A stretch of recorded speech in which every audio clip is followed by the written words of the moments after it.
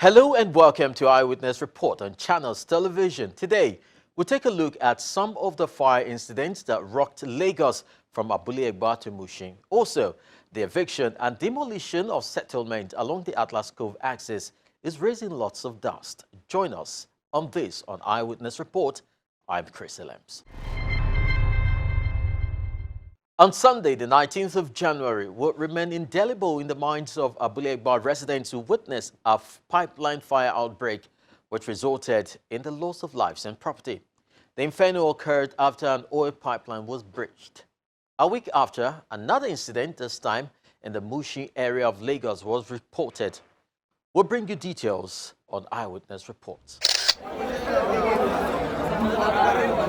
Sunday, the 19th of January 2020.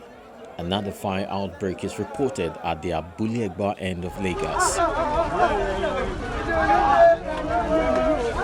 An oil pipeline has been breached and the result is devastating.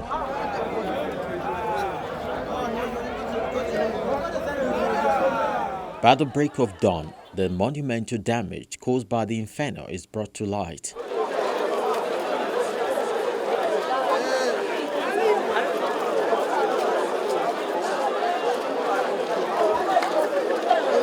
Several houses, cars have been gutted, and some cases of human fatality recorded.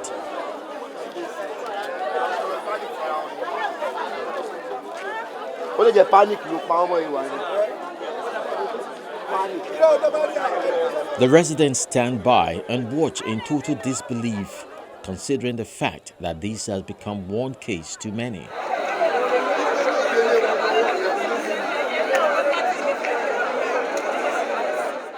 Countless number of time, at least in a week, these activities do take place here countless of time. And we've been seeking assistance from the government. At least we have anti-bunkering agency in Nigeria. They should be able to stand up to this. But we still thank God that with the efforts of the fire service from Ogun State, Lagos State, and the federal fire service, they were able to put out the film before dawn. So at least the casualty that I witnessed are 7. A woman and her daughter lost their life just behind the hotel here. 2 trailer drivers lost their life and about 3 other residents lost their life while battling the inferno. So we are still seeking the assistance of the government that they should be able to sit up and fight all these people involved in such illegal activities. Information leak and security breach has fueled the Vandals' brazen attitude, which the NNPC boss sees as disturbing. What is happening around this pipeline from Mosimi to Atlas, from Atlas Cove into Mosimi all the way to Ilorin, acts of vandals of all natures along a right of way. What they do is that they make insertions into our lines, tap petroleum product, and at the end, ends with the disaster that we have seen like this. This is happening daily. We are working with the security agencies to make sure that we reduce this to the barest minimum. We are also working with, particularly with the Nigerian Navy, the Civil Defense Corps, the Nigerian Police, and all other agencies of agencies of security, including the Department of State Service, to contain this to bare minimum. What this portends is danger for all of us.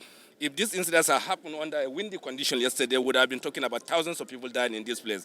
And more importantly, Nigerians must know that these activities are happening within communities. People are aware of what is happening. If you allow them to continue to do what they are doing, they will kill all of us. Everybody along this corridor will be impacted. We are working now with all the security agencies, including the NNPC, to take out the bad elements in our midst. We agree completely that there are compromised people within the NNPC, compromised people within the security agencies, within the communities, and everyone that is involved in this. And what we have done in the last 2 to 3 months is to work with these agencies and the NNPC to make sure that we take the bad elements out of us, we resolve the issues, and we delete them. Let me use the right word to do it. Now, if we have to delete them, we'll delete them. And that's what's going to happen. And for communities who harbor this, the warning is this, that this will constitute danger to all of us. But those who are particularly involved in siphoning petroleum product or laying pipes into their homes, His Excellency Lagos State Government, and including the Ogun State Government, have agreed that we'll take out these houses. Whoever owns it, whatever they do. Once we establish that your property is involved in this, we'll take it out. And we're already doing that. So far, the Nigerian Navy has taken out over 300 houses along the route of where we'll continue to do this. And by the time we are done with this, sanity will come to this line. And we assure Nigerians that this will be the safety for all of us, particularly the communities that live along our corridor. Few days after, the smoldering continues, as well as the tales from the victims.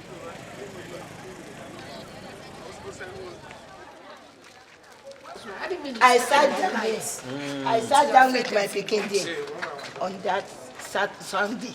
After we close, I go back. I put my chair. This is the chair I used to sit down. I put her beside this motor. They are playing with games. Maybe, it's 30 minutes. That thing just blow with sand and that oil. Yeah. Come roll for up. Nothing was spared, not even these prayer books.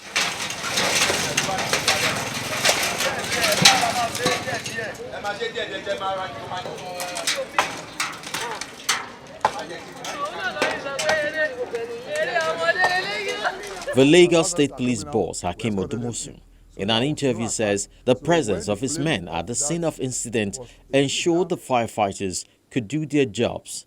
Otherwise, more lives would have been lost.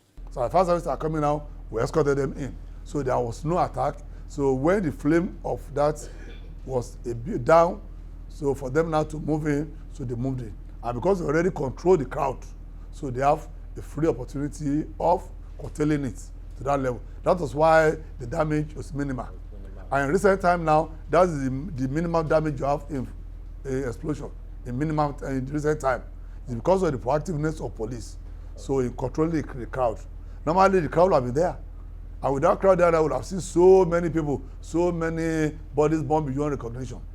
The Lagos State Emergency Management Agency board says 300 people, among others, were affected by the incident. It says actions have been taken for their rehabilitation. You realize that in our emergency response plan, we have all the roles and responsibility well defined. And with that in place, we are able to curtail the fire from spreading by 9:30 p.m. And by 11:30 p.m., we are put off the fire. However, there are about 20 people that sustained various minor injuries that were treated on the spot. However, we sympathize with the family of the bereaved ones and the deceased ones, and we have 5 mortalities, out of which there are 3 males, 1 female, and a junior, a 5-year-old girl, and they were deposited in our mortuary. However, 300 people were displaced, and Mr. Governor, Mr. Babajide Olusola Sanwo-Olu, has magnanimously agreed to open a relief camp for the 300 people that were displaced, and they are now receiving a lot of assistance in our Igodo camp. While he blames security breach for the incident, the Lagos State Police Commissioner absolves his men of being part of the job. He, however, confirms that some arrests have been made. If you look at the scene, and the office of the civil defense is not far away from that office. And the civil defense are the people that's supposed to be the lead agency to ensure monitoring the pipeline. And the office is not far from the scene. Our orientation of our people needs to change. If the government is doing the needful, then where are we having the problem? Then it must be the orientation of our people.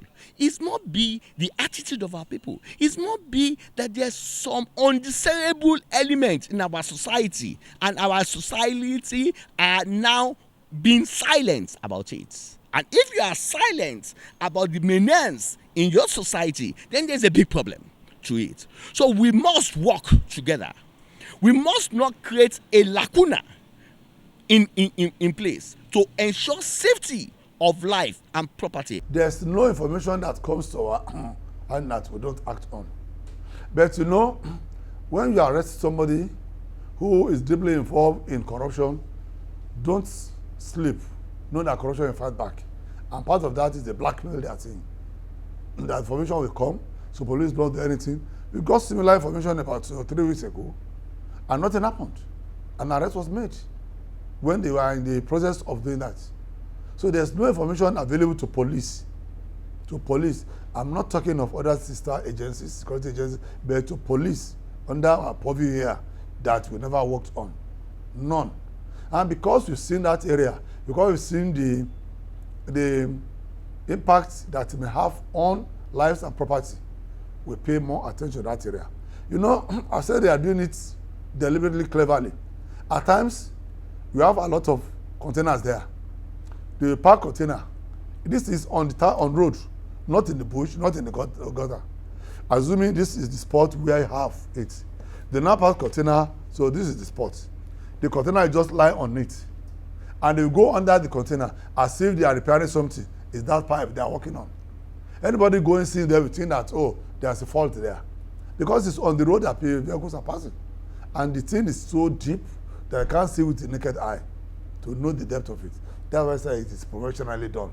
We have some in our custody. And because of investigation now, we are not disclosing. But we made arrests. We made arrests.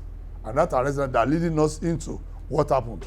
And by the time we finish the report now, we'll be able to advise, we'll be able to send it to our public authority for them to. Because we have limited to do, only to protect this.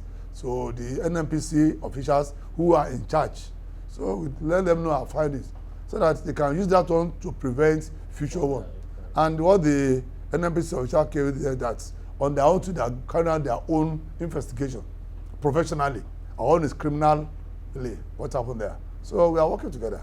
With the fire fully contained, debris cleared and calm restored to the area, plans on how to forestall further loss of lives through pipeline bridge are being perfected by the relevant agencies. Are there lessons to learn from the incident? Yes. Are we learning? The future will tell. But we must remember that national assets such as oil pipelines are mainstay of the country's economy. But when sabotaged, could result in many unpleasant ways than imagined.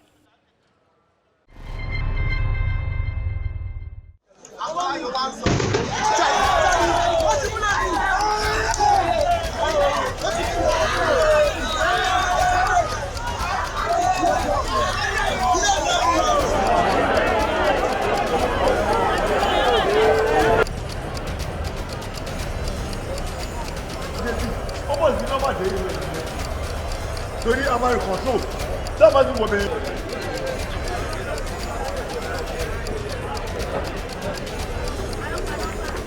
Àwọn ẹ̀rọ gbọ́ pọ̀ ní ẹ̀rọ ló pọ̀ jù. Ẹ̀rọ ló pọ̀ lọ́yọ̀.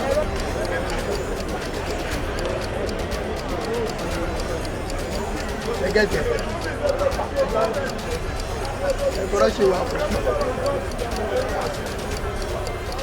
I was called upon by 12:30.